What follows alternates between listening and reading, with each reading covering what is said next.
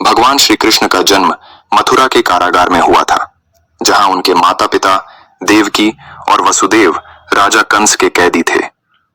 कंस को भविष्यवाणी हुई थी कि देवकी का 8वां पुत्र ही उसका वध करेगा, इसलिए उसने सभी संतानें मार डाली।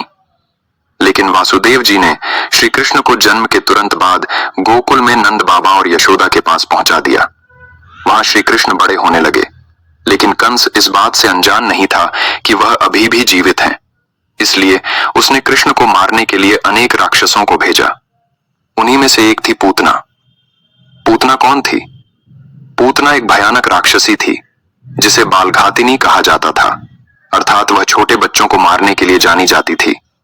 वह मायावी थी और अपनी रूप बदलने की शक्ति रखती थी। कंस ने उसे यह आदेश दिया कि वह गोकुल जाकर नवजात शिशुओं को मार डाले, विशेष रूप से कृष्ण को। पूतना का गोकुल आगमन पूतना, जो भयानक रूप वाली राक्षसी थी, अपने मायावी शक्ति के द्वारा एक सुंदर स्त्री का रूप धारण कर गोकुल पहुंची। वह इतनी सुंदर और दिव्य प्रतीत हो रही थी कि गोकुल की स्त्रियां भी उसकी सुंदरता को देखकर प्रभावित हो गईं। किसी को भी उस पर संदेह नहीं हुआ। वह सीधे नंद बाबा के घर पहुंची, जहां श्री कृष्ण मां यशोदा की गोद में खेल रहे थे। पूतना ने अत्यंत स्नेहपूर्ण भाव दिखाते हुए श्री कृष्ण को अपनी गोद में लेने की इच्छा प्रकट की। मां यशोदा और अन्य गोकुलवासियों को इसमें कोई संदेह नहीं हुआ, क्योंकि वह एक साधारण स्त्री की भांति व्यवहार कर रही थी।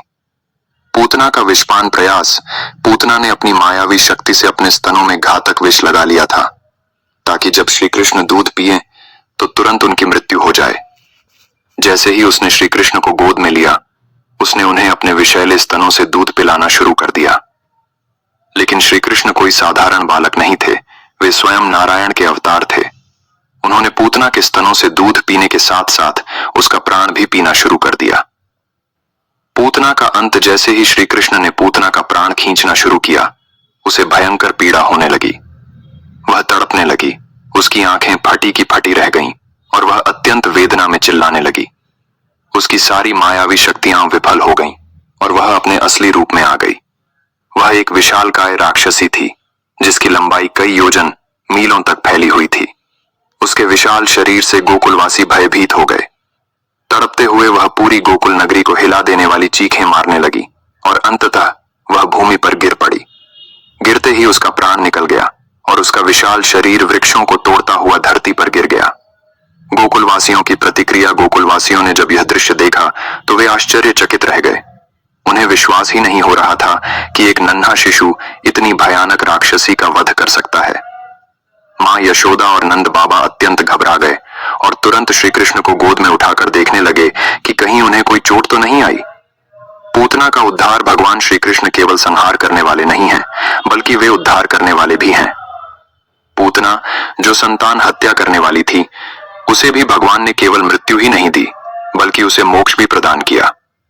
क्योंकि पूतना ने श्री कृष्ण को मां के समान अपने स्तनों से दूध पिलाने की चेष्टा की थी, इसलिए भगवान ने उसे मृत्यु के बाद,